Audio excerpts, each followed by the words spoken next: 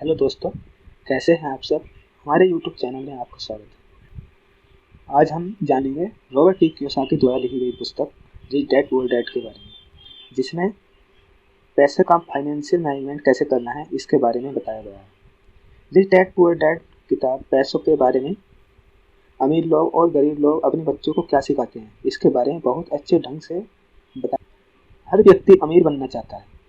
सभी का सपना होता है उनके पास बहुत धन दौलत हो, महंगी गाड़ियाँ हों, बंगले हों, महंगे कपड़े हों। पर यह सपना तो सभी लोग देखते हैं, बहुत कम लोग ही इस सपने को पूरा कर पाते हैं। ऐसा नहीं है कि लोग मेहनत नहीं करते, बेशक वह कड़ी मेहनत करते हैं। पैसे का मैनेजमेंट कैसे करना है लोग यह नहीं जान पाते। इस वजह से लोगों के अमीर बनने के सपने पूरे नहीं हो पाते।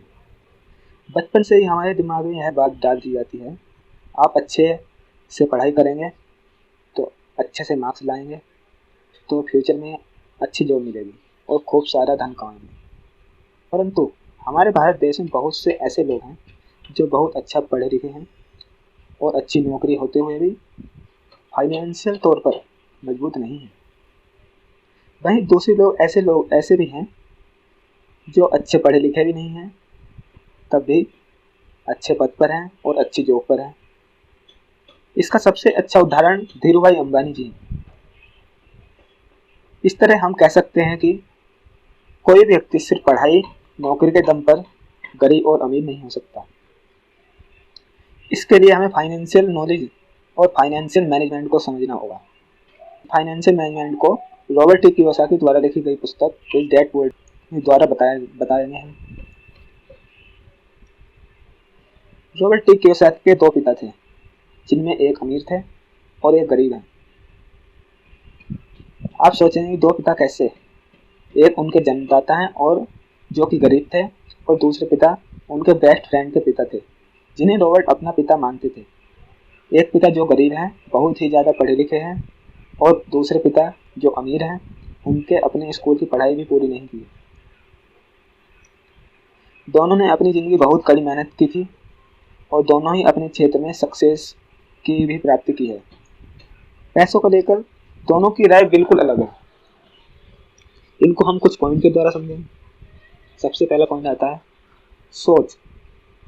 रॉबर्ट टी कियोसाकी पहले पिता का मानना है कि वह कोई वस्तु नहीं खरीद सकते, जबकि दूसरे पिता इस बात से चिढ़ते थे। दूसरे पिता को हमेशा समझाते थे, तुम किसी भी चीज को खरीद सकते हो और इस बारे में सोचो।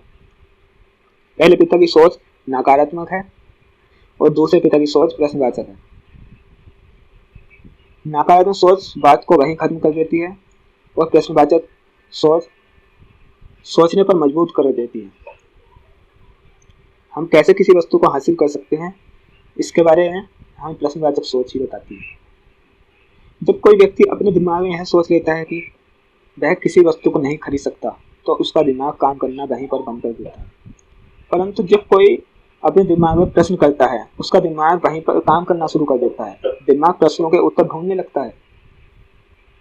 इसका मतलब यह है, दिमाग को नकारात्मक चीज़ों से दूर रखो और दिमाग को उसका काम करने दो। इससे दिमाग एक्टिव रहेगा और धीरे धीरे स्ट्रांग हो जाएगा। अब दूसरे पॉइंट पर आते हैं, जिसका नाम है जोखिम। रॉबर्ट के पहले पिता का मानना था, आपको जोखिम नहीं उठाना चाहिए। आप अच्छे से पढ़ाई करो, अच्छे मार्क्स लेकर आओ और सेफ और सिक्योर जॉब करो। वहीं दूसरी तरफ रॉबर्ट के दूसरे पिता सिखाते थे, जोखिम को कैसे मैनेज किया जा सकता है। पढ़ाई करो और अपने पैसे को काम पर लगाओ। तीसरे पॉइंट पर आते हैं, संपत्ति और दायित्व में क्या अंतर होना चाहिए। हमें अपनी संपत्ति और दायित्व का पूरा ज्ञान होना चाहिए। संपत्ति से धन में वृद्धि होती है, दायित्व से धन या पैसों में कमी आती है। यदि आप अमीर बनना चाहते हैं तो संपत्ति खरीदें, और यदि आप गरीब बनना चाहते हैं तो दायित्व खरीदें। अब आप दायित्व को देखकर कंफ्यूज मत होना।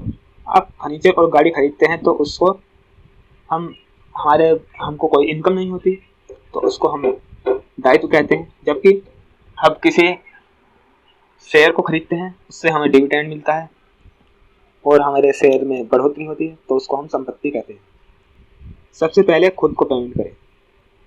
रॉबर्ट के दूसरे पिता को यह बात समझाई, सबसे पहले आप अपनी कमाई का एक हिस्सा अपने लिए रखो और उन पैसों से अपने लिए संपत्ति खरीदो जो आपको आय प्रदान करे। 5वां पॉइंट है गलतियों से सीख लेना। रॉबर्ट के दोनों पिता उन्हें यह बात सिखाई थी कि यदि आप एक बार गलती करते हैं तो उसकी गलती की पुनरावृत्ति दोबारा नहीं करनी चाहिए।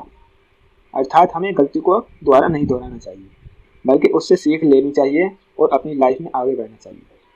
चलिए अपनी वीडियो को यहीं समाप्त करते हैं और अगली वीडियो में हम कुछ और पॉइंट के बारे में जानेंगे।